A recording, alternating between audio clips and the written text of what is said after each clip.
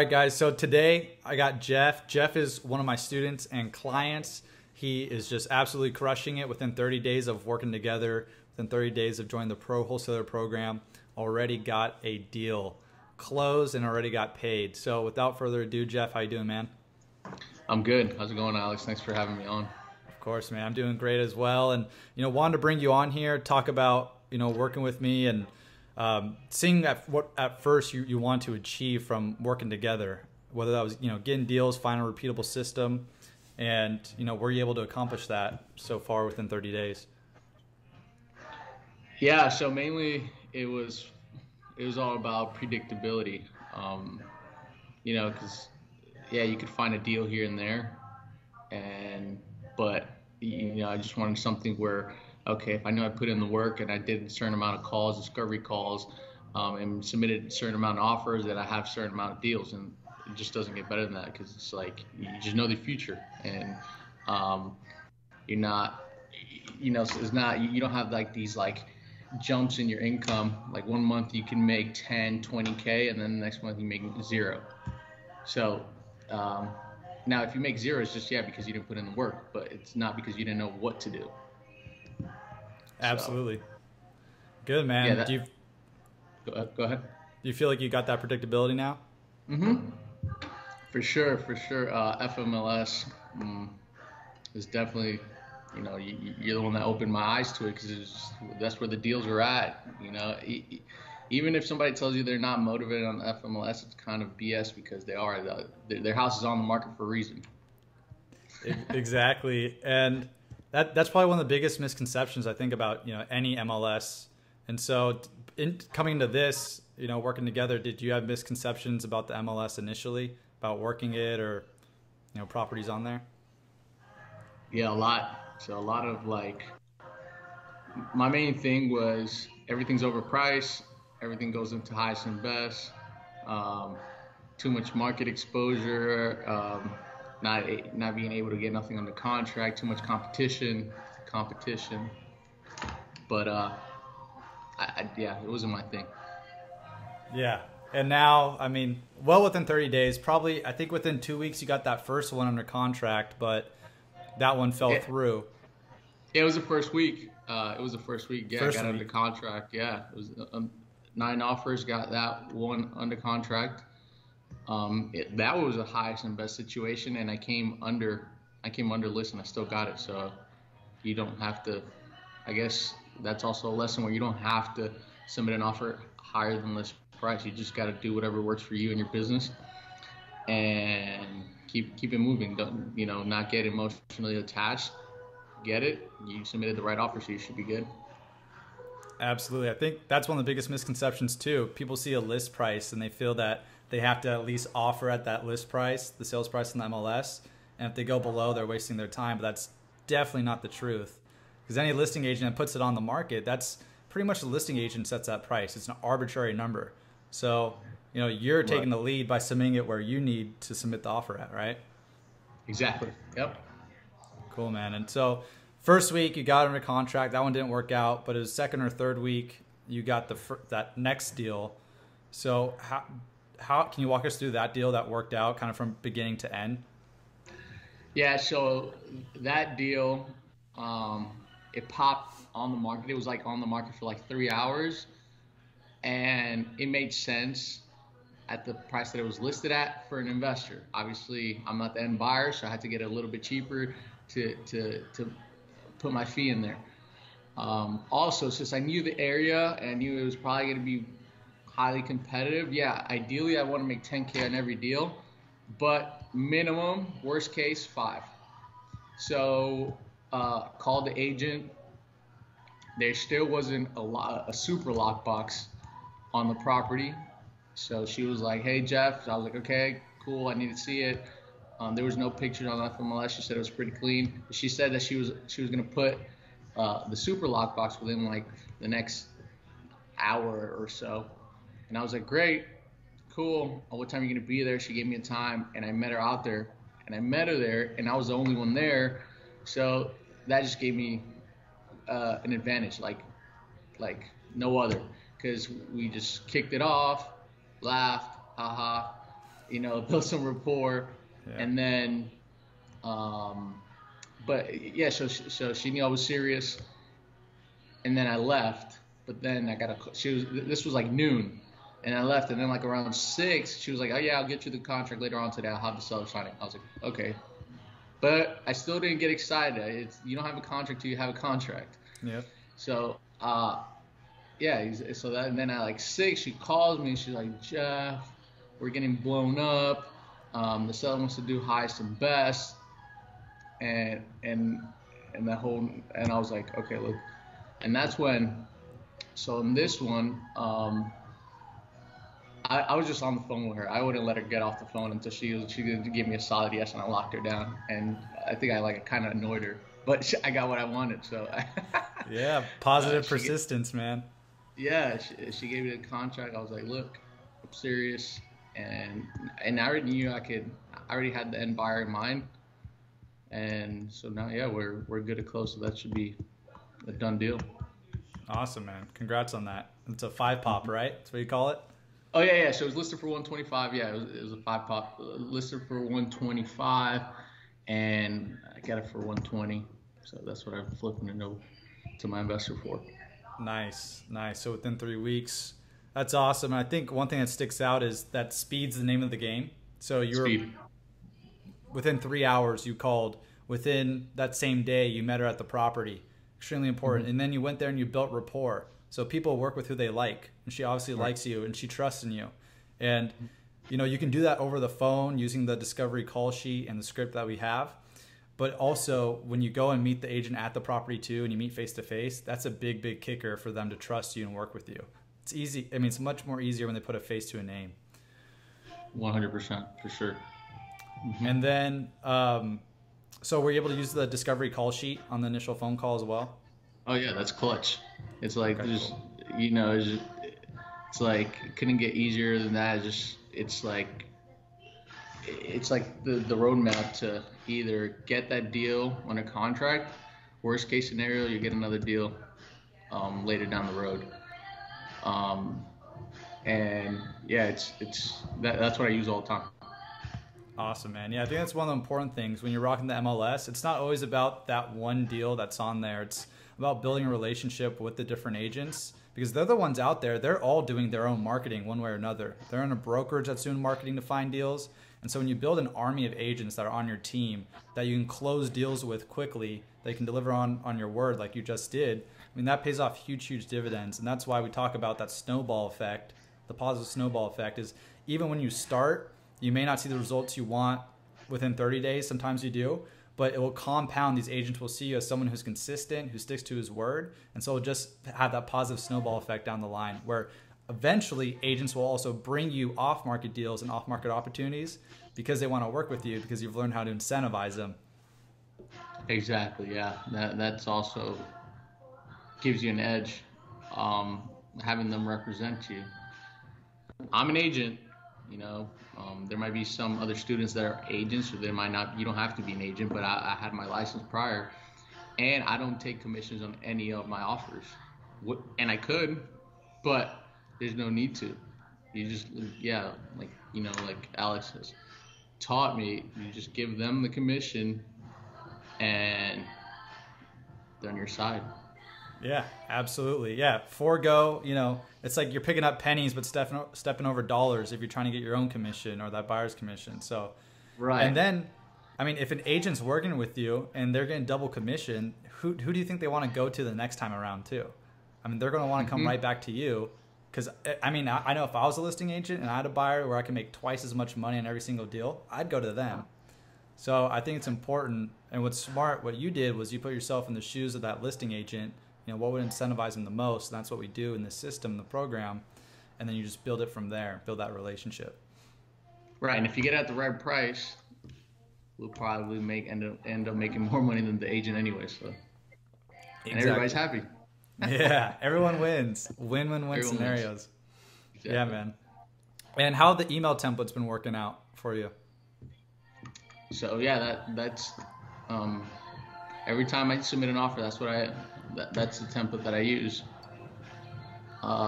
Very simple, straightforward, And yeah, just so it's professional. Like you give them everything they need without them even needing to ask for it, if that makes sense. So yeah, attach your proof of funds, your offer, make sure you run your numbers correctly.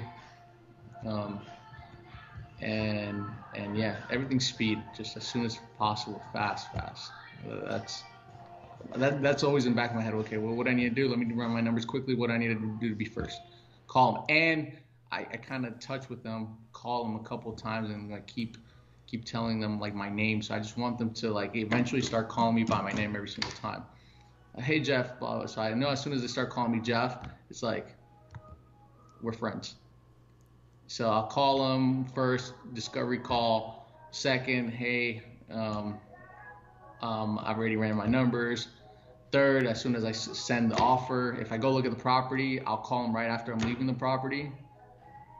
Like, hey Alex, I just left the property. Just let you know that an offer is coming your way. This is Jeff, and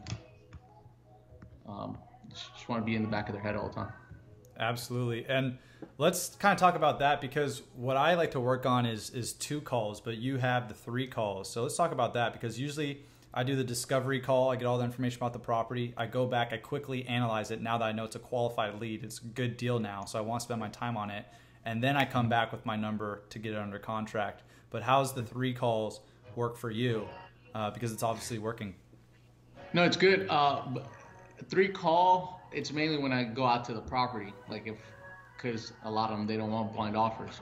And that, it's okay, cool, I'll go take a look at the property. It's even better for me. I just don't want no surprises. I don't mind it. But so I'll call them, discovery call, and then I'll tell them I'll go out to the property. I'll go to the property and I'll leave the property, and then I'll call them right then and there. Hey, we just left the property. You have a good idea. There's an offer coming your way. And then go back. Once I shoot the offer, hey, check your email. There's an offer in your inbox. It's 3 times. It's just, just trying to touch them a couple more times than anybody else will.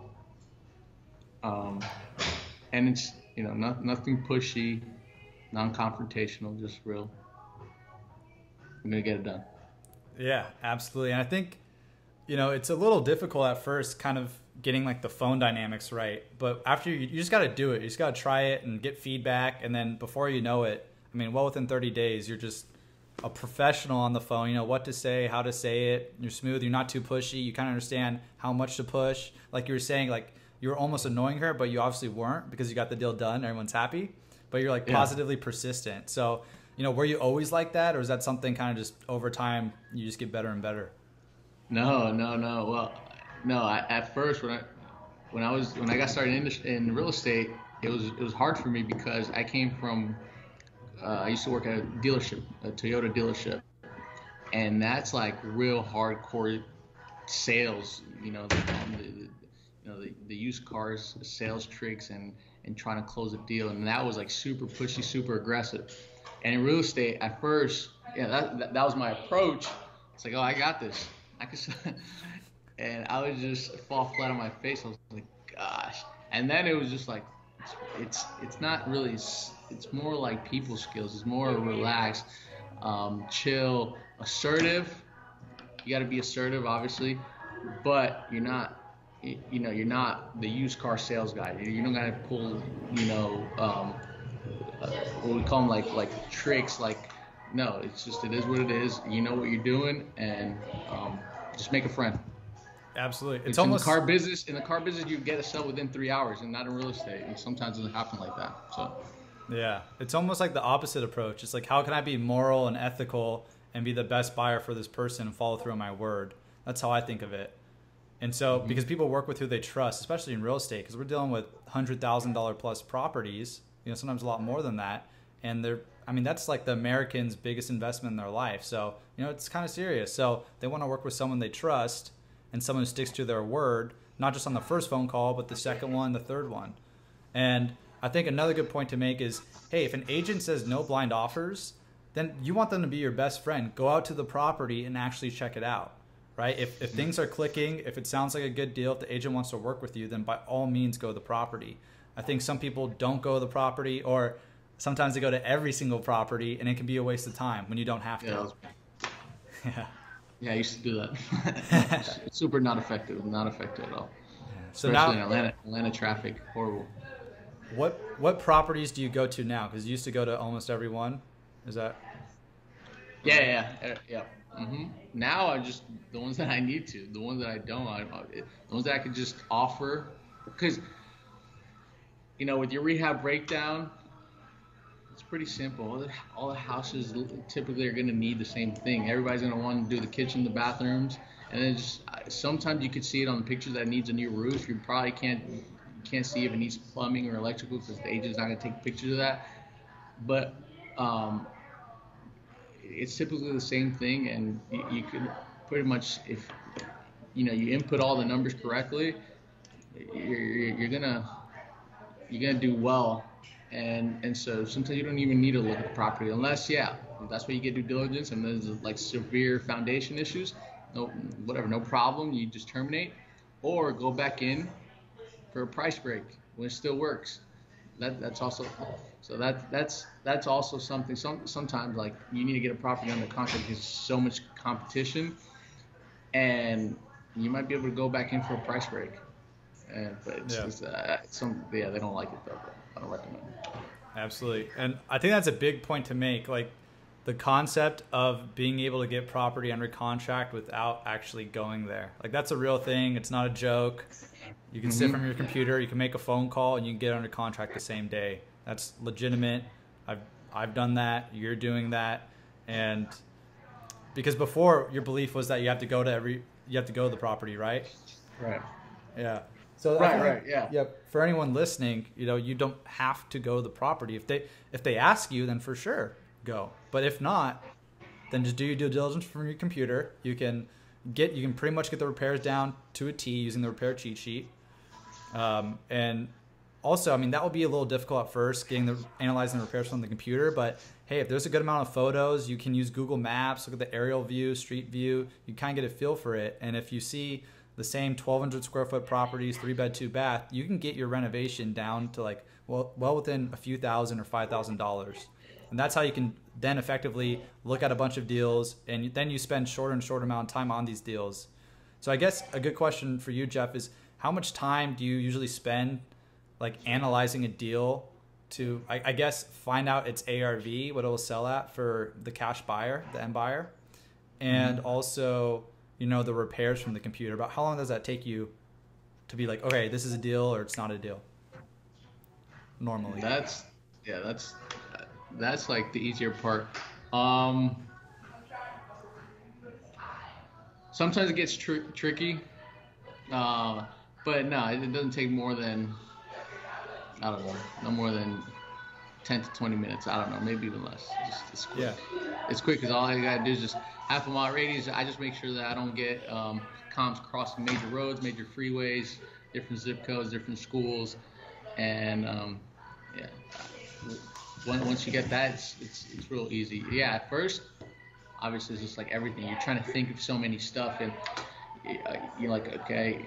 But once it comes, like, you just do it unconsciously, and you're like, okay, this is the house. And then, you go through the pictures, and again, if the houses, some houses are destroyed, they're vandalized, and you kind of already know, like you said, if it's 1,200 square foot, you kind of know what it's going to take to get it back to retail. But if it's just clean and outdated, it might need 30 grand, as opposed to if it's vandalized, it might need double 60 to get it.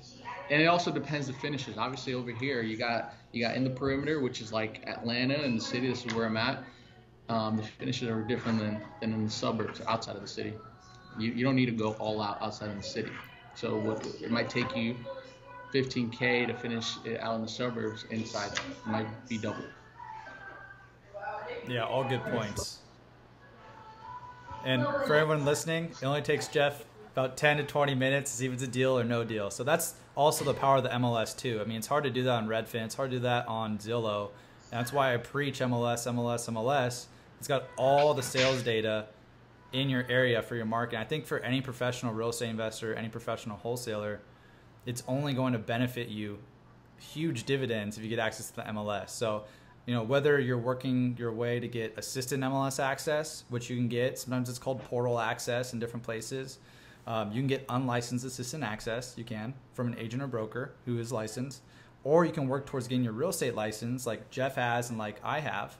But it's not absolutely necessary to get your license. So, for me, the first 3 years I was investing and did millions in profit, I didn't have my real estate license. It wasn't until 3 years down the line I was like, I see these other ways I can make money as a real estate investor. Let me get my license. And then I never had to rely on another agent or broker for that MLS access. So I think for me, having a license is the biggest benefit is the MLS access. I guess my question for you, Jeff, is, what do you enjoy about having your real estate license as a real estate investor? FMLS access for sure. Being able to just have the FMLS and I've done deals on FMLS where I got paid commission. At first, that was cool, but I mainly did it to have my own access and be able to see more deals, and then be able to comp efficiently using the FMLS because, Zillow. I don't know. I found in my market. I don't know if in other markets it's insane, but there's deals that were never sold. This appear as sold. And you're like, oh, wow, this is a very good comp. But you look at the tax records, and it was really not sold. So it's like a fake house. And that just throws you off. So, it's just that's the best tool out in the market to get solid numbers. And eventually, to go for my broker's license. For sure. Yeah, why not? If we're going to be in real estate for real estate entrepreneurs, why not get a brokerage, get agents under you doing more deals? Yeah. I have people that they always like, oh no, I'll never get my real estate license. That's just I don't like it. It's a headache for investors. Never had a problem with it. Just as long as you have a broker that understands what you're doing and they're okay with it. Some brokers, the reality is they don't know. They don't even know what the hell's going on. What's wholesale? But if you have a good, it can only benefit you. I've never had a problem with it. Absolutely. With having my license. Yeah, I haven't either. So it's only been a benefit, big benefit. And so I'm pro license. I used to be anti-license when I was just like, just focus 100% on investing. But then down the line, I got it. And I think for the beginner, if you're starting to wholesale, then you don't need the license, and just focusing on getting your first deal can be pretty important. But sure. Once you get that first deal and you start to have the money coming in the evenings, why not get your license? I think it's a good thing. But for the absolute beginner, I think when you're learning real estate investing and it's a new thing for you, you're learning wholesaling, focusing first and foremost on getting the deal, I think is more important than the license. Oh yeah, 100%. Yeah, if you're new, just getting into the game, gosh, I don't know, you're at your job and you have access to FMLS. No, focus on finding a deal. Focus on finding a deal, getting under contract, and with the profits, get your license or just keep looking for more deals. But that's what's gonna get you paid. Yeah, it's going to get you paid. And I think some people can fall in the trap of like waiting to get their license to then be an investor. And that could take like 3, 4, 5, 6 months. So don't fall in that trap. Like an excuse. Exactly. It is. Yeah, it is an excuse. So don't use that as an excuse if you want to start wholesaling and start making money. Because Jeff just did his first deal from using this system within 30 days. So if Jeff can do it, if I can do it. I was making sandwiches for $10 an hour at 19, man. I did my first deal within 45 days. And if I can do it, Jeff can do it, anyone else can really do it. It's not rocket science. It's simple. It's probably not the easiest thing in the world, or everyone would do it, but it is simple. There's certain steps you take, certain systems you use, and you can make it happen. What I like about it, it's like, yes, you do have to call. This is not like your typical Grant Cardone hardcore selling cold call. Like, I don't think anybody could do that. I really don't. Like, maybe you try, you'll be able to, but it's hard. But this is not that. You're coming. Your posture is different because you're coming as a buyer. You have money. You don't really have the money, but you have somebody else that's buying it. But the conversation is totally different. They're like sometimes they're like, yeah, I want to work with you. You're the person I want to work with, as opposed to you're selling an actual product and you to a business or to a person, and cold calling, that's tough. This is just total different ballgame, total different posture. Absolutely. Totally different. And that's a great distinction to make, because it, for outside people coming in here, maybe you don't want to make a phone call, things like that. Maybe you think it's a phone call, or maybe you think it's a cold call, but it's really not a cold call, because these agents have listed property on the market. They're expecting phone calls. They want phone calls, and they want offers. And so they want you to call. And so that's the mindset you need to have, because that's the darn truth. And so, yeah, I never looked at it as a cold call. Because if you're a listing agent, once again, put yourself in the listing agent shoes. And let's say you have a property that you don't have any offers on. You'll take any offer that you can get, because as a listing agent, it's your job to sell that property. So even if that's a low offer or high offer, whatever it is, at least you have an offer on the table. And so that person who's calling you as a buyer, you're happy they're calling you. So I think that's a very, very important distinction. Yeah, we're not cold calling. They're warm calls, calm discovery calls, building those relationships. And another concept I wanted to go on is breaking down the ratio of how many offers sent to closed or getting accepted. Because I think that whole concept of knowing that KPI makes things a whole lot easier. And I think right now, we're still honing it down, working together less than a month, but between 15-1 and 9-1 of. So I guess it's 12-1 if you average it out. Yeah, 12-1. So, just like in baseball, right? I mean, the best batting averages are like .300. So they're hitting the ball less than 30% of the time, or 30% of the time. So they're missing 2/3 of the time. I think the same concept applies to this. Every offer you send is like a shot on the goal, or it's like a swing at the bat. You're not going to score every single time, but you gotta swing to try and get the offer accepted.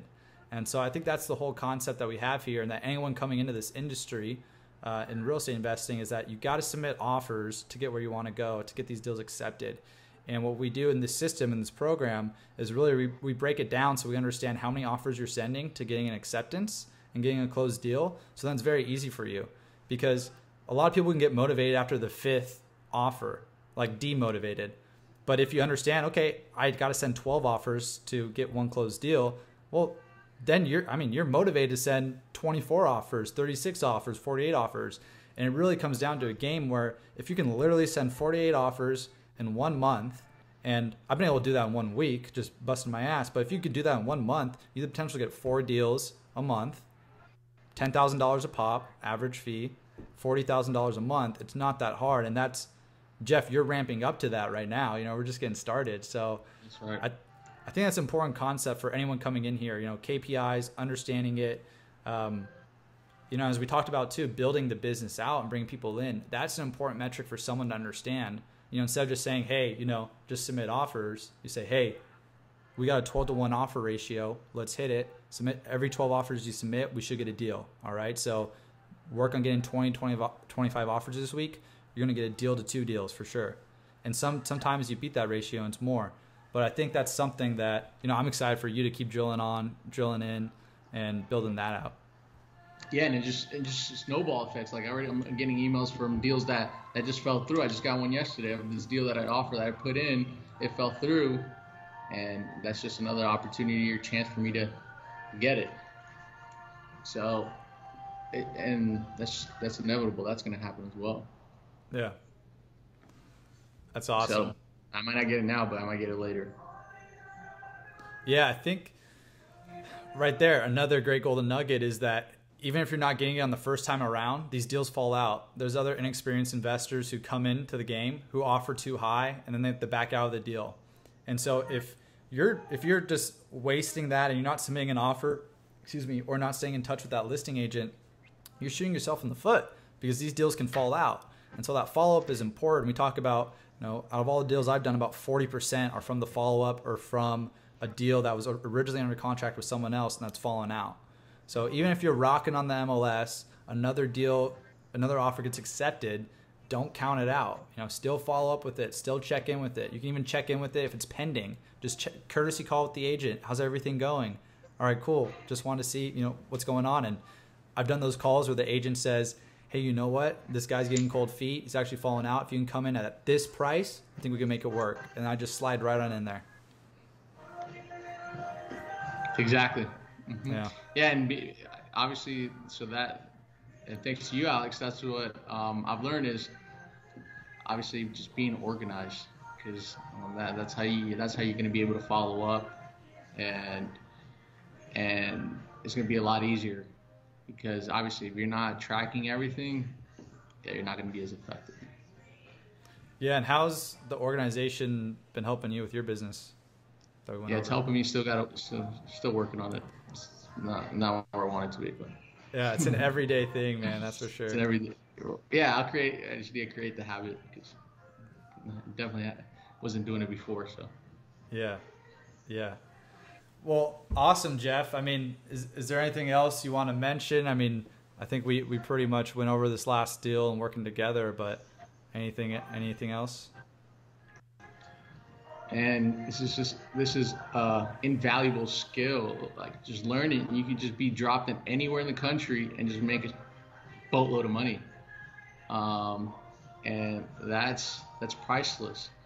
So definitely just get yourself a mentor like Alex, who knows exactly, who has a proven record. They know exactly what they're doing. Just stick to it. Don't question it. Be coachable, and just take action. Just put your head down, take action. Like, there's nothing to it.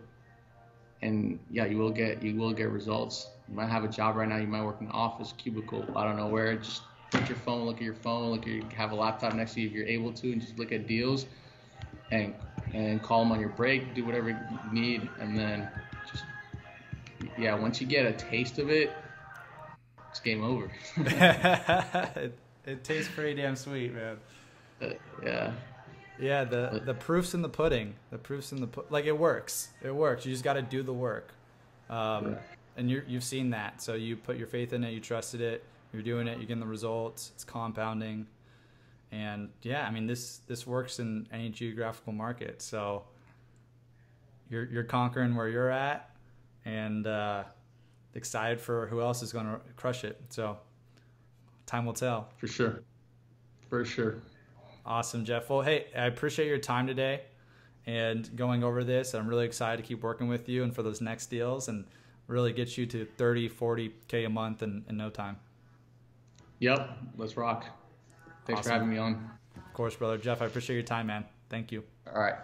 Bye-bye. Bye.